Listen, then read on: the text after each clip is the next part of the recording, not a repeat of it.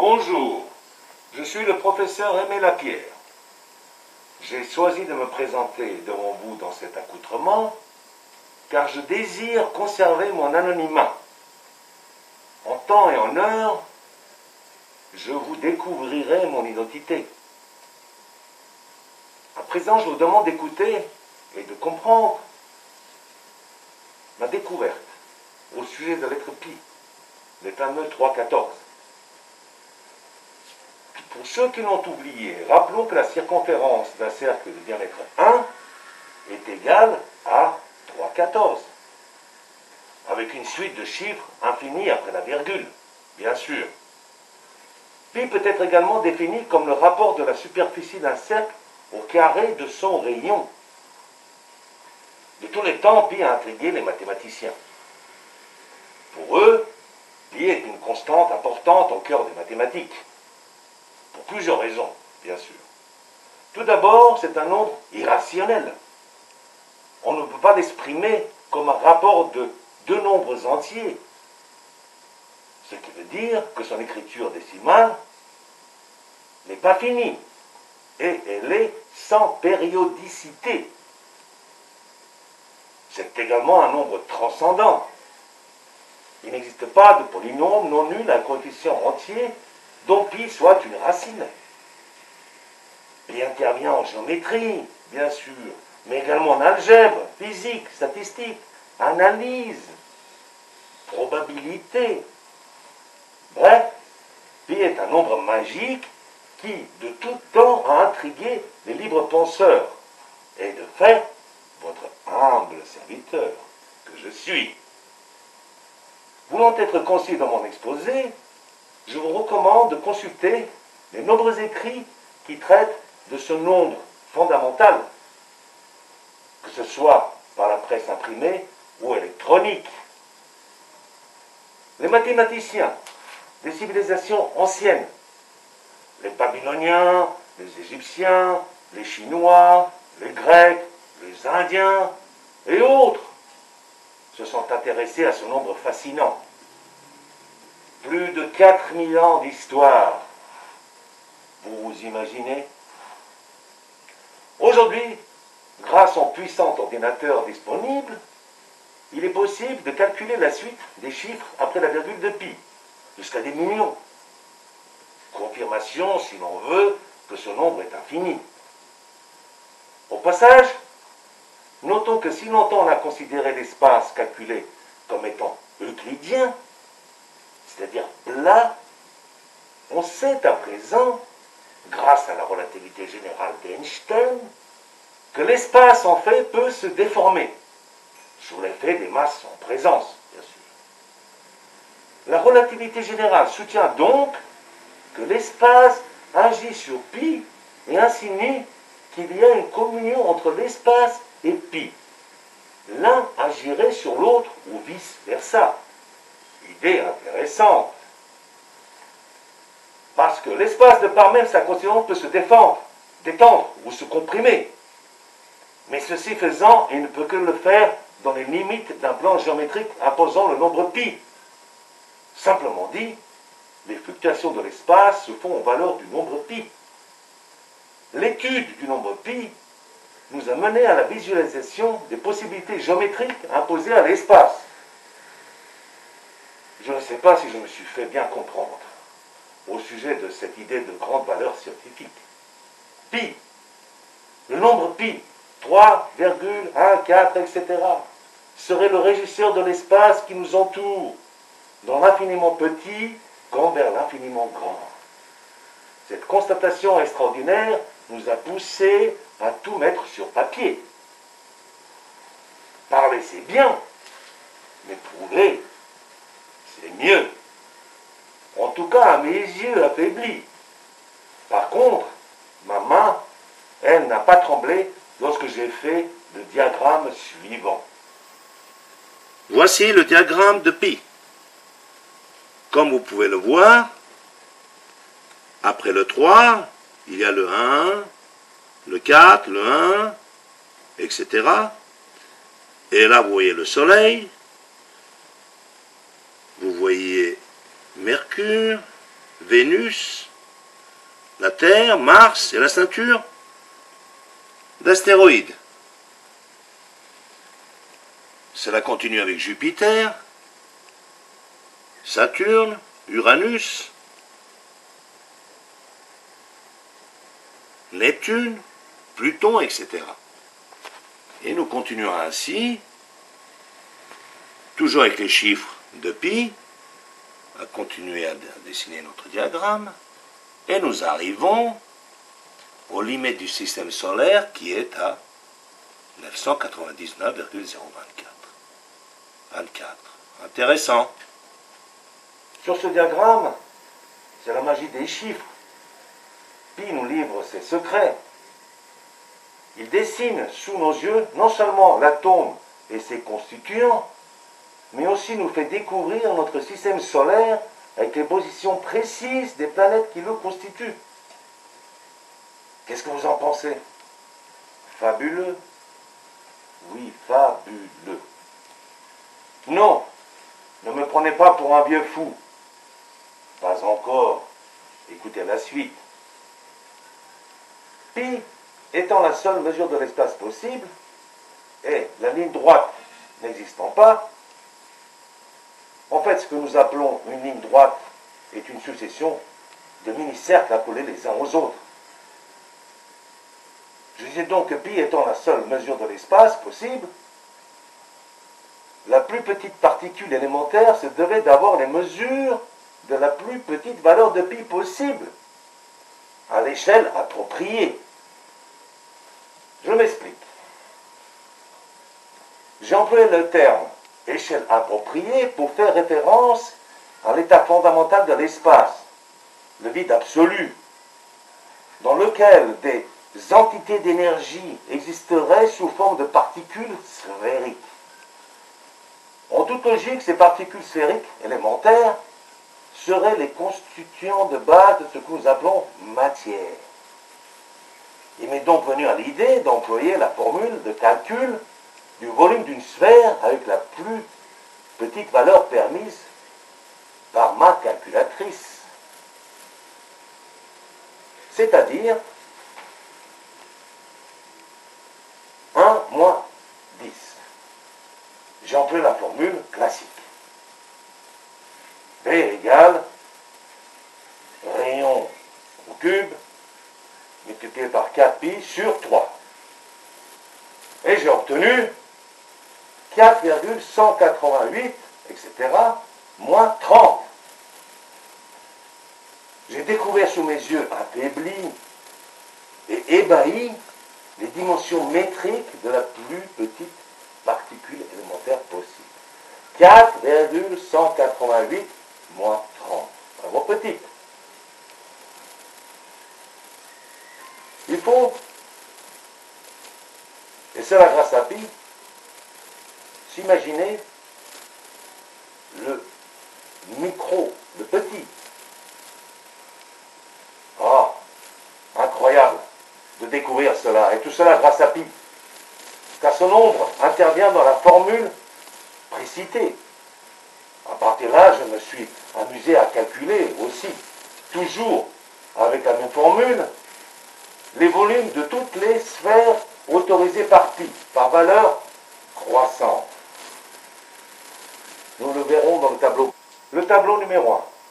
Oh, et là, aux surprises, j'ai découvert dans l'analyse des valeurs obtenues une similitude avec le diagramme des chiffres après la virgule de pi.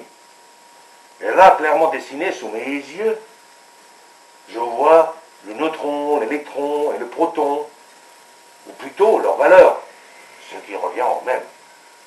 Pi est un cardiogramme du cœur de la matière, un schéma de notre système solaire. Dans ce diagramme, l'atome nous apparaît décortiqué. Et en plus, nous avons les valeurs de ses constituants, le neutron, l'électron, le proton. Regardons le tableau numéro 1. Voici le tableau 1, avec les rayons, les diamètres et les volumes de toutes les particules élémentaires constituant le neutron.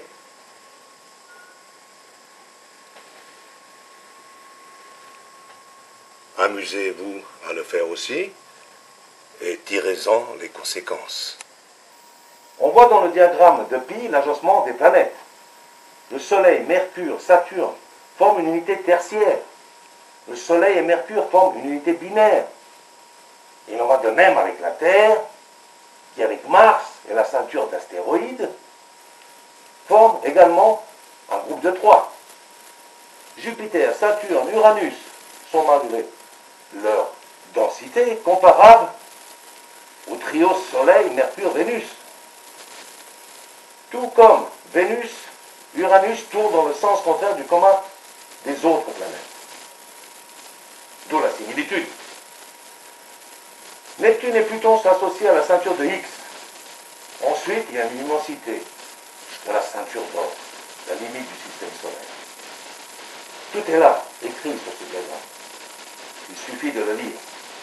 Fort de ces données recueillies sur mes 3 tableaux, je me suis empressé d'ouvrir un site sur Internet reproduisant l'image de notre système solaire. Tout est y été comme dans le diagramme de Pi. Tout y est. Regardez le mien. Voici ce diagramme, le diagramme de Pi. Vous pouvez voir exactement ici l'ordonnancement des planètes. Elles vont par 3. Soleil, Mercure, Vénus. Terre, Mars, ceinture d'astéroïdes. Jupiter, Saturne, Uranus. Neptune, Pluton et ceinture d'X. Intérieure. Voilà, tout est ici. Amusez-vous à le faire. Prenez le chiffre 3,14, etc. Tous les chiffres qui vont après le 3 et mettez-les en diagramme comme ça. Et analysez-les. Vous découvrirez le schéma de l'atome et du système solaire. Faites-en un vous-même et analysez comme je l'ai fait. Avec peu de pratique mathématique, mais avec beaucoup de logique issue de la physique classique. Voilà. Je pense que vous avez compris le sens de ma découverte. Elle est capitale dans la compréhension de l'univers qui nous entoure, mais aussi de l'univers lui-même. Ce que j'appelle, moi, l'éther. Pour conclure, je dirais que l'exposé que je viens de vous faire sur mes recherches soulève de nombreuses autres questions, notamment sur l'origine de l'énergie associée aux particules élémentaires. C'est un vaste sujet. Impossible à traiter en totalité présentement. L'idée générale est que le vide de l'éther s'auto-attire, à la manière d'une pompe à vide classique, si puissante qui, après avoir chassé du récipient dans lequel elle agit toutes les molécules et particules, continuerait d'aspirer jusqu'à faire imploser le récipient lui-même. L'éther se comporte ainsi aux échelles microscopiques. Il se transforme en micro-entités, nommées particules élémentaires. Leur agglomération forme des atomes et ensuite des molécules. La plus petite forme d'énergie peut être définie comme une déformation de l'espace en dimension de pi, qui, sous l'effet d'un fort mouvement d'aspiration intrinsèque, provoque une différence de densité, c'est-à-dire de polarité, une différence de potentiel, le fameux DDP. C'est le plus petit élément possible, la plus petite pile possible, infinitésimale. Il est le constituant de l'éther, avec des variations d'intensité qui se traduisent sur la carte de l'espace par des zones plus froides que d'autres. La température étant la mesure de l'agitation de l'espace. Ces particules élémentaires polarisées rayonnent en permanence à cause des fluctuations de l'espace et nous les appelons le rayonnement fossile. Ces radiosondes qui nous parviennent constamment des fonds galactiques et que nous considérons comme porteuses de messages du début de la création de l'univers. Vaste sujet. Force est de constater que ma découverte seule ne suffit pas à tout expliquer. l'a priori de l'auto-attraction du vide ne sera jamais démontré, expérimentalement, j'en conviens. Mais par contre, les diagrammes et les schémas que je vous ai fait découvrir, eux, sont bien réels et bien étayés par les chiffres. À vous d'en tirer les conclusions qui s'imposent, comme je l'ai fait moi-même. Des particules élémentaires, par exemple les quarks, des atomes, jusqu'à la suite des planètes qui constituent notre système solaire. Pi nous dévoile son secret, là, sur le schéma de sa suite de chiffres qui s'étire vers l'infini. Cela prendrait trop longtemps de plonger dans le détail. Cela serait ennuyeux pour certains. Par contre, la complexité du sujet exclut toute explication verbale et doit être obligatoirement écrite. C'est ce que j'ai fait dans ce manuscrit. Et ce manuscrit, le voici. C'est 60 pages. Tout y est relaté au sujet de pi. Voilà, c'est ça le manuscrit. Il n'est pas mis au clair, mais bon, il est assez compréhensible. Je vous salue respectueusement et avant de vous quitter, sachez que mon déguisement, outre qu'il garantit mon anonymat, partiellement, oh, je ne me cache pas, vous démontre que l'humour doit toujours être le pendant du sérieux. Surtout devant une découverte d'une telle importance. Découverte incroyable qui m'autorise à proclamer que la constante de Planck,